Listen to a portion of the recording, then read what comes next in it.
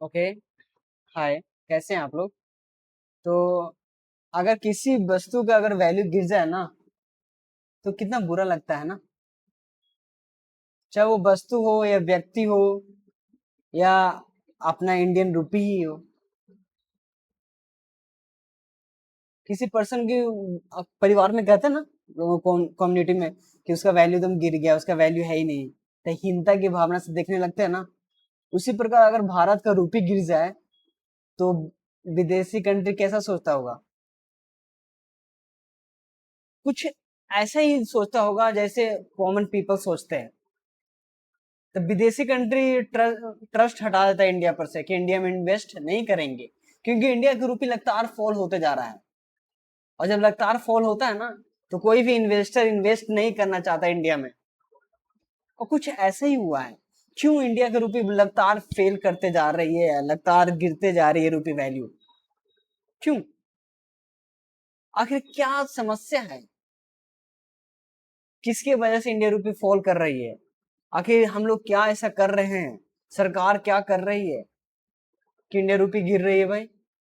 क्या हमारे पास इतने बड़े बड़े विद्वान लोग सिर्फ नाम के हैं? क्या कारण है? सारा चीज इस पर बात करेंगे। जबरदस्त आर्टिकल है, देखेंगे आर्टिकल को। तो बात किया जाता है कि what is an exchange rate. पहले ये इसे जाने। तो एक्सचेंज रेट का मतलब होता है कि जो एक कंट्री का जो करेंसी होती है ना, उसको कंपेयर करना दूसरे कंट्री की करेंसी से। Diet on exchange rate. जैसे डॉलर को कंपेयर करना रुपी से।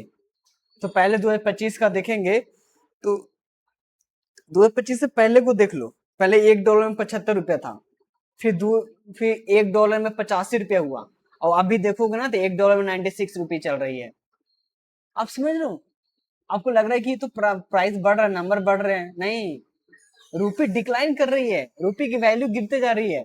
जैसे एग्जांपल, कि कोई विदेशी लड़का है, वो 85 रुपये, मतलब कि $1 देकर 85 रुपीज का प्रोडक्ट खरीदता था।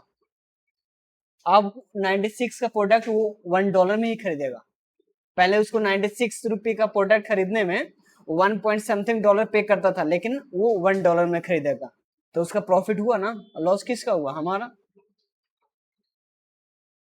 और अगर हम लोग इंडिया की तरफ से देखेंगे, तो पहले होता था कि कोई भी कंपनी वाला, नॉर्मल बता रहा हूँ, ये होता था कि मतलब 85 रुपया देता था और $1 लेता था। अब उसको 96 रुपया देना पड़ेगा $1 खरीदने के लिए। तो कितना रुपया का गैप है यहाँ पड़े? 11 रुपीज का गैप है। 11 रुपीज मेरे को ज्यादा पे करना पड़ रहा है। तो दोनों तरफ से हमारा लॉस ही है। समझ रहे?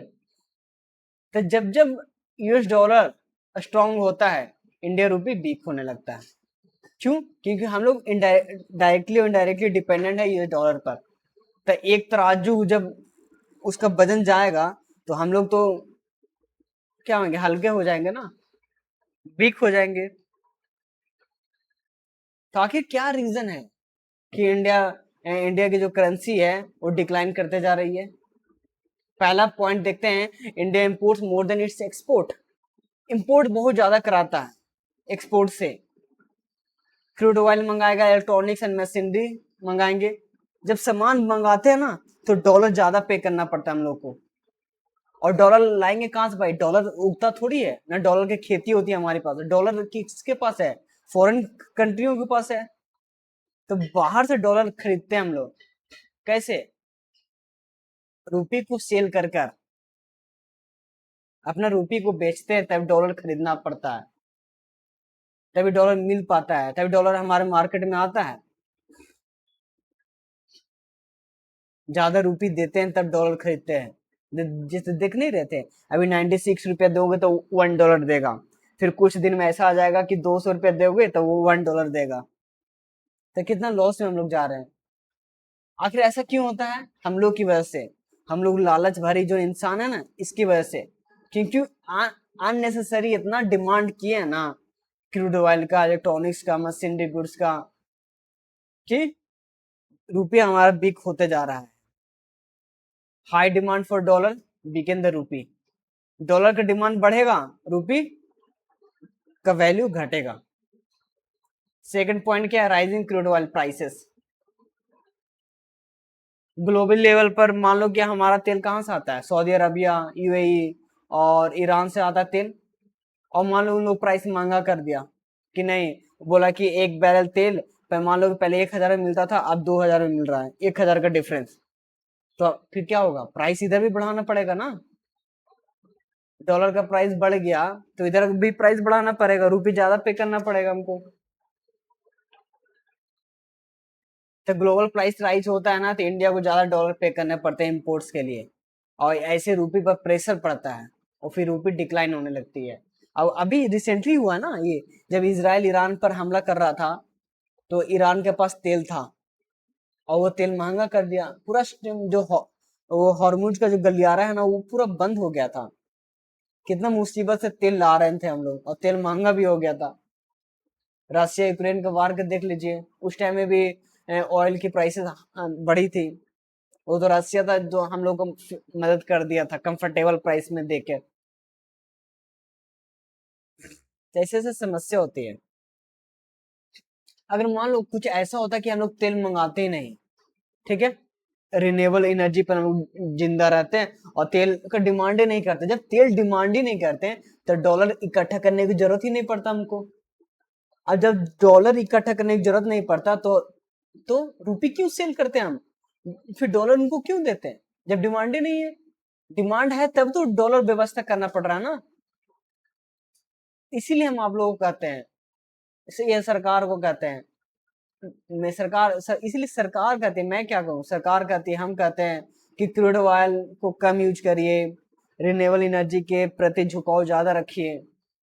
तो सरकार ऐसा पॉलिसी उलिसी बना रही है, जैसे इलेक्ट्रिकल व्हीकल को प्रमोट कर रही है, रिन्यूएबल एनर्जी को प्रमोट कर रही है, ताकि ये सब घटे, ताकि हमारा जो रुपये स्ट्रांग हो सके। थर्ड पॉइंट देखते हैं, करंट अकाउंट डेफिसिट, सीएडी।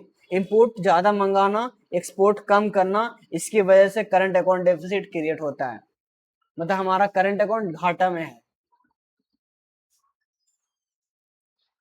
क्यों, इंपोर्ट ज्यादा कर रहे हैं, एक्सपोर्ट कम कर रहे हैं, इसी वजह से। इंडिया जो भी डॉलर अर्न कर पाता है एक्सपोर्ट करके, सॉफ्टवेयर सर्विस इंपोर्ट और उससे कुछ चीजें बेचकर, लेकिन बाद में वो सारा डॉलर देना पड़ता है। क्यों, इतना इंपोर्ट ही करा रहे हैं वस्तु को, तो फायदा ना है। इंपोर्ट ज्यादा एक्सपोर्ट कम, known as a current account deficit create हो जाएगा। फोर्थ पॉइंट देखते हैं, फॉरेन इन्वेस्टर की।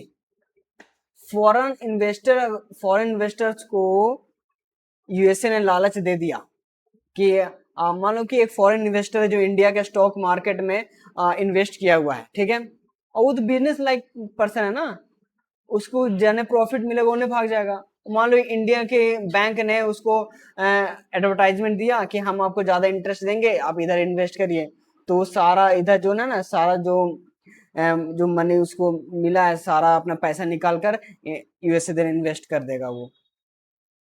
ऐसा करती है यूएसए। तो इसके वजह से भी हमारा रुपये वीक हो सकता है। When US investments more attractive, investor move money from India to the US. India से यूएस जा सकता है वो, इसके वजह से रुपये डिक्लाइन कर सकती है। फिफ्थ पॉइंट देखें, USA interest rate have increase, लालच दे दिया यूएसए ने, इंटरेस्ट रेट बढ़ा दिया, बोला कि आप 10 पे इन्वेस्टमेंट करोगे तो हम आपको 20 रुपए रिटर्न में देंगे। तो सारे इन्वेस्टर उधर ही अट्रैक्ट हो गए और चले गए।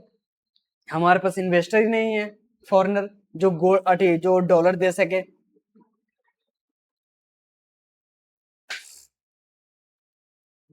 इसीलिए हमारे पास यूएस एसेट नहीं है और डॉलर स्ट्रेंथ नहीं हो रहा है।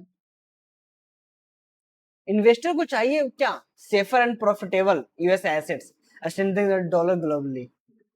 इन्वेस्टर को चाहिए हमारा जहां प्रॉफिट है हम वहां जाएंगे, सिंपल। हायर इंटरेस्ट रेट देगा तो उधर जाएगा। ग्लोबल अनसर्टेनिटी क्या है, जियो पॉलिटिकल वार जब हो जाता है, जियो पॉलिटिकल टेंशन हो जाते हैं, तो डॉलर की डिमांड बढ़ जाती है, क्योंकि उस समय जाना जाता है कि dollar that is the safest price.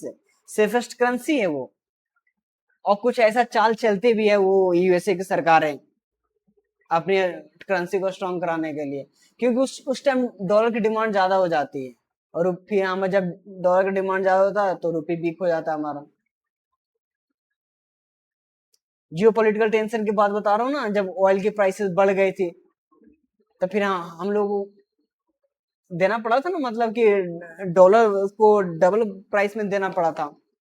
ऐसे तो इंडिया साथ हमारा दोस्त, सॉरी, रशिया के साथ दोस्ती है तो उसको रूबल साथ हम एक्सपोर्ट और इंपोर्ट कर लेते हैं, रूबल के साथ मनी को एक्सचेंज कर लेते हैं, रुपये रूबल।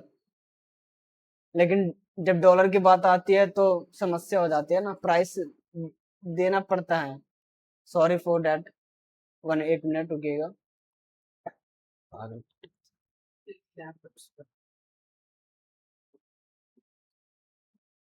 तो अब इफेक्ट्स ऑफ अ फेलिंग रूपी देखेंगे कि आखिर जब रूपी जब गिर जाती है तो भारत पर क्या इम्पैक्ट पड़ता है। मेन तो ये है ना, जब तक इम्पैक्ट नहीं पड़ेगा तब तक आंख खुलती नहीं है। तो मेन चीज तो ये है कि इम्पैक्ट पड़ना चाहिए, इम्पैक्ट पड़ती भी है। जब रूपी रूपी का वैल्यू गिरेगा ना तो महंगाई बढ़ जाएगी। क्यों? Import goods become expensive. जो तेल मंगाते हैं ना, जो वस्तु मंगाते हैं वो महंगा हो जाता है। जब महंगा होता है, मान लो पहले कि 100 रुपया का, 100 मान लो कि एग्जाम्पल दे रहा हूँ, ठीक है, just like example, one one barrel तेल मंगा रहे थे 1000 में, और अब प्राइस हो गया 2000, तो 1000 का हमारा लॉस हुआ। समझ रहे हैं? तो प्राइस जब सरकार उधर ही से महंगा आ रहा है तेल, तो जनता से पैसा कम लेगी थोड़ी, जनता से भी ज्यादा पैसा ले लेती है, क्योंकि उसको बैलेंस करना है। अपने घर से पैसा थोड़ी देता है वो सरकार, हमारे जेब से तो देता है। तो इन्फ्लेशन ऐसे बढ़ जाता है। सेकंड पॉइंट देखें तो foreign foreign loan become costly. जो भी कंपनी है, जो भी बैंक है, मान लो फॉरेन लोन ली है, ठीक है, डॉलर प्राइस मतलब हमारा रुपये घट गया है, हमारा रुपये घट गया तो फिर ज्यादा पे करना पड़ता है उनको, डॉलर ज्यादा देना पड़ता है। स्टॉक मार्केट वॉलेटिलिटी की बात करें तो फॉरेन इन्वेस्टर ने अपने इन्वेस्टमेंट से वहां से पैसा निकाल लिया है, डॉलर निकाल लिया है, और इन्वेस्टमेंट नहीं करना चाहते। तो sorry sorry sorry sorry sorry that point, ये रूपी की बात कर रहे हैं कि फैलिंग रूपी का इम्पैक्ट क्या है, इफेक्ट क्या है। एक तो बताएं कि महंगाई बढ़ जाएगा, दूसरा बताया कि फॉरेन लोन जो लोन पे करना पड़ेगा डॉलर में, और थर्ड पॉइंट जो है स्टॉक मार्केट वॉलेटिलिटी में, उसमें क्या होगा कि foreign investor withdrawing money can impact market. जो उनको फिर ट्रस्ट घटने लगेगा, ट्रस्ट इंडिया पर रहेगा नहीं उनको, कि ये तो भाई इनका रूपी बार बार फॉल करते रहता है कि मैं इसमें इन्वेस्ट क्यों करूं, मैं दूसरा जगह इन्वेस्ट करूंगा। वो ट्रस्ट नहीं दिखाएंगे अपना, और फिर मनी विड्रॉ करके चले जाएंगे। Foreign investor withdrawing money can impact market. Fifth point चुनाता है export benefit.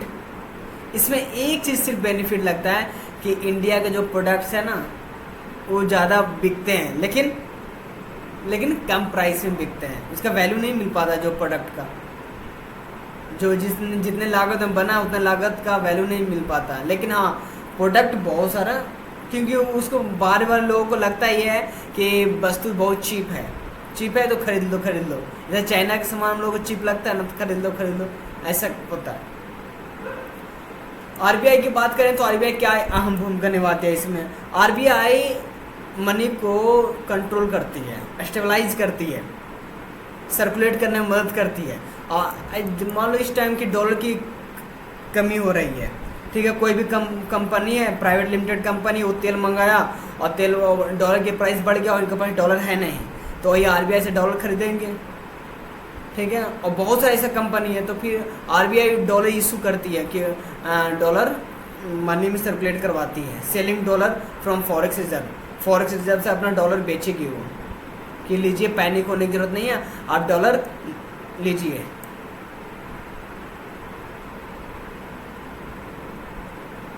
Thank you so much.